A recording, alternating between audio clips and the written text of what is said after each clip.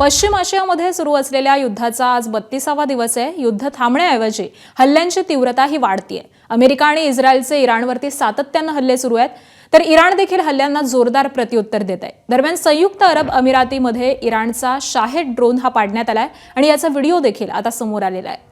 О, за ним что-то летит, кстати. О!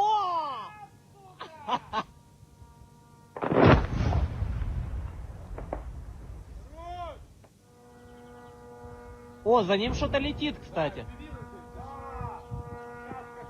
О! ABP माझा, उघडा डोळे बघा नीट.